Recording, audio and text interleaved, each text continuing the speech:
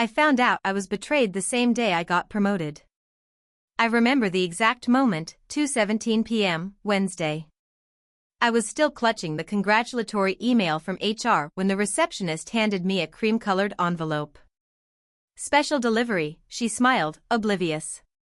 Said it's personal. I recognized the handwriting instantly, elegant, slightly slanted, like someone trying too hard to impress. My mother's. Inside, a single sheet of thick stationery and one photo. A grainy print of a deed transfer. My name scratched out. My sister's name in its place. No note. No explanation. Just legal proof that the lake house, our grandmother's house, the one I was promised, the one I spent 2 summers renovating alone while my family vacationed in Spain, was no longer mine. They'd given it to Claire. Claire, who couldn't even spell mortgage until last year. Claire, who once called me to ask which side of a check you sign. Claire, my baby sister. My betrayer. I stood there, frozen in the middle of the office hallway, while my coworkers congratulated me on a promotion that suddenly felt as hollow as the house I'd lost. My phone buzzed. A text from my mother, hope you understand. Claire needs it more than you. That was it. No greeting. No punctuation. Not even my name. Just a reminder that, once again, my sacrifices were considered optional. That being the responsible daughter meant I was always the backup plan. The one expected to clap, to nod, to hand things over. But this time? No. This time, I wouldn't nod. I wouldn't hand anything over. I slid the envelope back inside and whispered under my breath, not anymore. I didn't go home that weekend. Not for dinner. Not for Claire's engagement party. Not even when my father left a message saying, don't make this a bigger deal than it is. Instead, I pulled out the old photo album I kept tucked away in my closet, the one my mother forgot she gave me years ago when she cleaned out her storage and declared, this junk is taking up space. Page after page, it was all there, birthday cakes I baked but never cut, holiday dinners I cooked but never got credit for, family vacations where I was always behind the camera. Not a single photo of me smiling. Not one where I wasn't slightly out of frame or turned away. I was a ghost in my own history. Until I found the picture of the lake house, freshly painted, porch lights strung up like pearls, and me, barefoot and sweaty, holding a paint roller in one hand and a mug in the other. That porch had been rotting when I got there. I'd replaced every board myself. I sanded, stained, and sealed each piece with hands that bled through borrowed gloves. And now? Now it belonged to Claire, because she needs it more. No one asked if I needed it. No one asked if I wanted to be remembered for more than what I could give. The next day, I called our old lawyer, Mr. Brighton. He had handled Grandma's estate when she passed. I didn't tell him what I was thinking. I just asked for a meeting. Of course, Olivia, he said kindly. Do you want me to invite your parents? I paused. No, I said. They've made enough decisions without me. Mr. Brighton's office smelled like leather and old books. It was the kind of place where serious things happened, wills, divorces, secrets. He greeted me with a gentle smile. You look well, Olivia. How's the new job? Depends on the day, I said, settling into the chair across from his. He slid a folder across the table. This is everything from your grandmother's estate. The original trust. Addendums. Witness logs. Your signature. Her final letter. I opened the folder with shaking hands. There it was, my grandmother's cursive, neat and loving. To my Olivia, it read. The lake house is yours because you've earned it. Not through blood, but effort. Through care. I swallowed hard. She wanted it to stay in your name, Mr. Brighton said, watching me carefully. The house wasn't meant to be split. Your parents would have needed your consent to transfer it. They didn't ask, I said, voice tight. He nodded. Which means something's off. Either the paperwork's forged, or you were removed under pressure. I can help you challenge it, but I don't want the house back, I cut in. He blinked. Then what do you want? I looked him straight in the eye.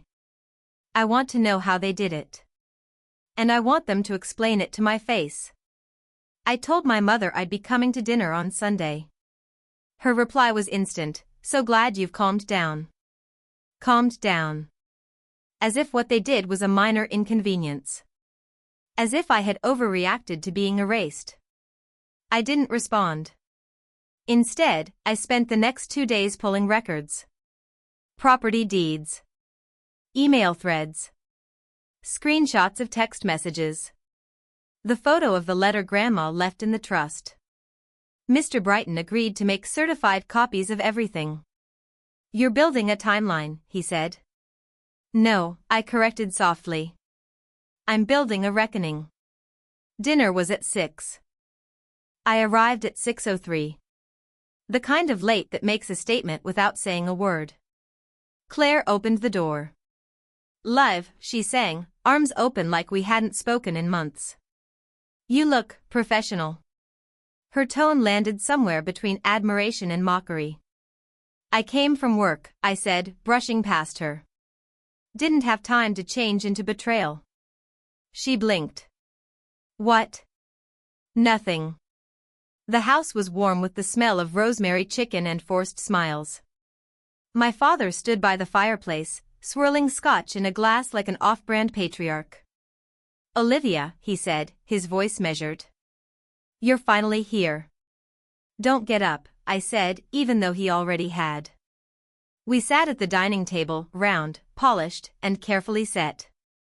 Silver napkin rings. Polished forks. My mother's idea of control. I waited. Waited as they passed potatoes, as Claire gushed about wedding venues, as my mother interrupted to discuss flower arrangements. Waited until the dessert was served. Then I pulled out the envelope. What's that? Claire asked, eyeing it like it might detonate. I set it gently beside her wine glass. It's a copy of Grandma's final trust. My father's jaw tensed. Olivia, this isn't the time. Oh, but it is, I said calmly. See, I wasn't angry about the house. I was angry about the silence. The decision made behind my back. The rewriting of my role like I was just a placeholder. My mother set her fork down. We didn't rewrite anything. You've always been dramatic. Claire folded her napkin with sudden interest in its corners. Did you know, I continued, that removing my name without consent is considered a breach of fiduciary responsibility?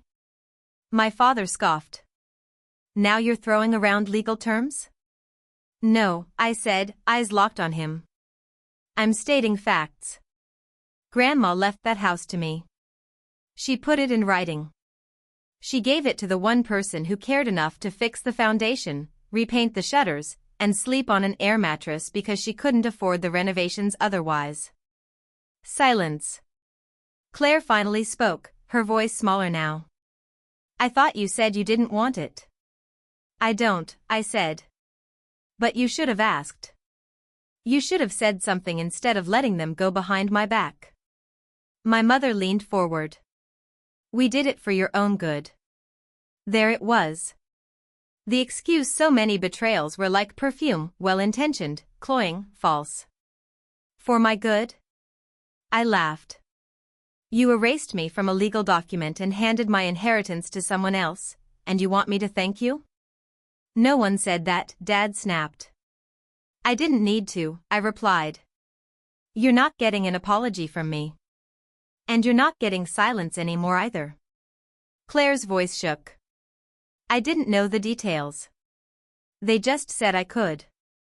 Take it? I finished for her. Without question? She swallowed. My heart was pounding, but my voice stayed calm. I brought this so you can see what Grandma actually wrote. I want you to read it and tell me if you still feel good about the decision you made. They didn't move. You built your story around the idea that I was too independent to care, I continued. But I cared enough to stay quiet for years. I cared enough to show up, to give, to be dependable. Until it was convenient for you to forget me. I looked around the table, one by one. You don't have to give the house back, I said. Keep it. Put your wedding photos in it. Paint the walls. But from now on, I want the truth. I want it acknowledged. My father crossed his arms. Acknowledged how? I pulled out the second envelope.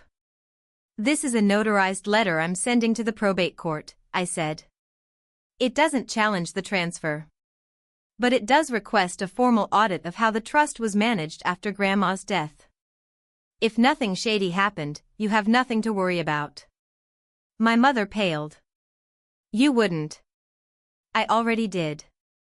They stared at me, stunned. I don't want revenge, I said finally. I want accountability. If I can't have that, then you can have your house, and the mess that comes with it. I stood, gathered my bag, and tucked the trust papers back inside. Claire's voice followed me as I walked out. Liv, wait, please. I stopped at the doorway, turning just enough to meet her eyes. You can live in that house, Claire. But don't forget who built it for you. And with that, I stepped outside into the cool evening air, where the silence felt like closure, not exclusion. By Monday morning, the storm had arrived. It started with a voicemail from my father. Clipped. Cold. We need to talk, Olivia. You're blowing this out of proportion. Then a message from my mother. You don't know what it's like trying to keep this family together. And finally, a long, tearful email from Claire. I didn't mean to hurt you. I thought you didn't care. They said you were too busy, that you had your own life. I never meant to take anything from you. Please, Liv. Please don't do this. Don't do what? Ask for honesty? By noon, Mr. Brighton called. They reached out, he said. Your parents. Asked if the audit could be withdrawn. Can it? He paused. Technically, yes. But Olivia, are you sure that's what you want? I stared out the window of my office. Below, the city bustled like nothing had happened. Like families didn't fracture over property and pride. No, I said quietly. I'm not withdrawing anything. That week, I didn't answer any more calls. I didn't respond to Claire's messages, though I read every one. The texts went from apologetic to defensive, then to guilt-laced apologies again. I knew that cycle. I'd lived in it for most of my life. The pattern was always the same: hurt, minimize, rewrite, then expect forgiveness like it was owed. This time, I broke the loop. Instead, I kept working. Quietly. Calmly. I focused on the things I could control: my clients, my projects, my own peace. On Thursday, my cousin Vanessa called. She never reached out unless something big had gone down. Liv, she said, her voice low. I heard what happened. Aunt Helen is telling people you're trying to sue the family. I nearly laughed. It's an audit. Not a lawsuit. She's spinning it like you're tearing everyone apart for revenge. Of course she is, I muttered. It's easier than admitting what they did. I just wanted you to know, Vanessa said. And, for what it's worth, I think you're right. Thanks, I said softly. That means more than you know. 2 days later, I got a call from Mr. Brighton again. You might want to sit down for this, he said. Why? There's a clause in your grandmother's original trust. One I hadn't reviewed in detail until the audit request went through. I leaned forward. What clause? She included a conditional stipulation: if any party attempted to alter the property's designation without unanimous beneficiary consent, the trust would default to its original allocation. Which means the house reverts to me. Yes. Claire's name is void.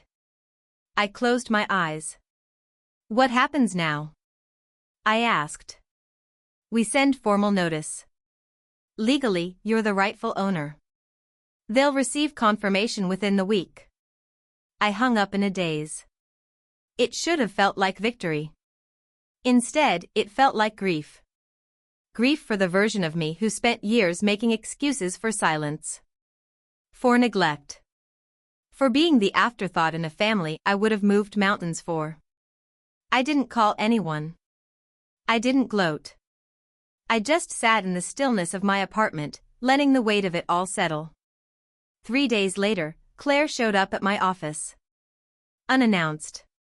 My assistant knocked gently. There's a woman here. Says she's your sister. I took a breath. Send her in. Claire walked in slowly, clutching a pale blue folder. Her makeup was perfect, but her eyes were swollen. Liv, she said. I stood. Said nothing. She sat down across from me and placed the folder on my desk. I got the letter. I nodded. I figured. She didn't speak for a moment. Just looked down at her hands. I didn't know, she said finally. About the clause. About Grandma's wishes. I didn't even read the original trust. I just believed them. Of course you did, I said. I don't know how to fix this. You can't, I said, voice soft but firm. But you can stop pretending you didn't play a part in it. Her eyes filled again. I never meant to take anything from you. I know. You meant to take what you thought was yours. She nodded, tears spilling. I'm sorry. I studied her face, the one I'd watched grow up, protected, defended. The one I'd carried more weight for than anyone ever asked her to carry. I'm not doing this to punish you, I said. I asked for accountability. That's it. She reached into the folder and pulled out a photo, S's kids on the dock at the lake house. I was holding her hand, pointing at the water. I loved that place too, she whispered. I nodded. Then take care of it. With me. Her head snapped up. What? I'm not evicting you, Claire. I'm offering something better. We co-manage it. We turn it into something Grandma would have wanted. You mean, share it? Yes. Legally, I own it. But morally it's more complicated than that. She broke then. Not dramatically. Not performatively. Just a girl, finally understanding the depth of her silence. She reached across the desk, and this time, I didn't pull away. I'll do better, she whispered. I hope so, I said. Because forgiveness isn't about forgetting. It's about setting boundaries with grace. And this? This was mine. The new agreement was handwritten. Not by lawyers. Not by Mr. Brighton. Just by Claire and me. Over tea in the sunroom of the lake house, we drafted our own kind of treaty, equal use, shared upkeep, and one non-negotiable clause, transparency above all else. I don't want this to be a gesture, I told her, signing the paper. I want it to be a pattern. Claire nodded. No more secrets. From anyone. Our parents weren't pleased. My mother called, her voice sharp with forced civility. I think it's a bit much, the two of you playing landlord and tenant. I think it's overdue, I said. You're welcome to visit the house when invited. Otherwise, stay out of it. Olivia. Goodbye, Mom. For once, I hung up first. The whispers came quietly at first. At family functions, I was no longer ignored. I was discussed, cautiously, curiously. She's changed, Aunt Marla said once at a baby shower. All that independence went to her head. Or maybe, Vanessa replied, not bothering to whisper, she just got tired of being erased. Claire and I showed up together to our cousin's wedding that summer. When we walked into the reception, People watched us like we were some kind of miracle. We smiled. Toasted. Left early. Outside, Claire turned to me. It's weird, isn't it? Being seen. I prefer it to being used, I said. She laughed. Same. 6 months later, our father called. Not my mother. Not Claire. Him. I need to talk to you. In person. I agreed. One last conversation. He met me at a diner on the edge of town. Same one where he used to take Jake when he made the honor roll. I got drive-through coffee back then. He didn't smile. They're talking about selling the company, he said. Merging, really. We might lose control. I sipped my tea. And? He looked old. Tired. Not just in years, but in spirit. I want you to come back. Help us restructure. You're the only one who understands the numbers. I didn't speak. I made mistakes, he said after a long silence. Pushed you aside. I thought you'd always be there. I said. Until you made it clear you didn't want me. And now? I stared out the window. Then met his eyes. Now I know what I'm worth. And you don't get to ask for it when it's convenient. I stood, leaving a 20 on the table. Good luck, Dad. He didn't stop me this time. The lake house didn't change overnight. But something in it did. Claire painted the upstairs bathroom. I replaced the old porch swing. We planted wildflowers, added shelves, hung photos of Grandma in the entryway. And slowly, it became ours, not by bloodline, but by intention. On the 1-year anniversary of our agreement, we invited Vanessa and a few close friends for dinner. Laughter filled the walls that once echoed with silence. Claire raised a glass. To the house that didn't break us. I raised mine. And to the truth that finally did. I never got the apology I deserved from my parents. But I got something better. I got peace. A peace born from boundaries, built from the rubble of old expectations. I no longer shrink when someone says family. I no longer flinch at the idea of being forgotten. Because I remember myself. And now, so do they. Not as the girl who sat quietly while the world took what she built. But as the woman who said, enough, and meant it.